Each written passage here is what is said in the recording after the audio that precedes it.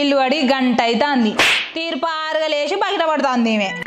ఇక వీళ్ళు లేచి పని చేస్తారని చూసుకుంటా కూర్చుంటాం అనుకున్నదో ఏమో మరి పొద్దుగానే లేద్దాం, అదో పని ఇదో పని చేద్దాం. ఇలా పండుగాన్ని ఇంగిత జ్ఞానమే లేదు ఈ మనుషులకైతే. ఈ మనుషుల మీద మన్ను దుమ్ము పోతూ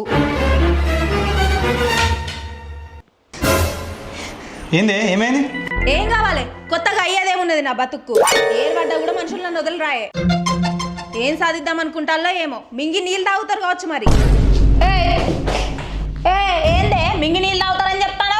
ఎవరు మింగి నీళ్ళు తాగుతాలే? ఏంది మరి ఏంది గొడవ?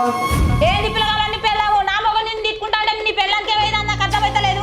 ఇలా పండుగ ముసలానికి బియ్యం ఇచ్చేది ఉన్నది, పొద్దుగా లేస్తలేవని నా మొగని నేను తిడతానా? నీ పెళ్ళానికి ఏమైతుంది అని వస్తుంది నాకు అర్థమైతలేదు.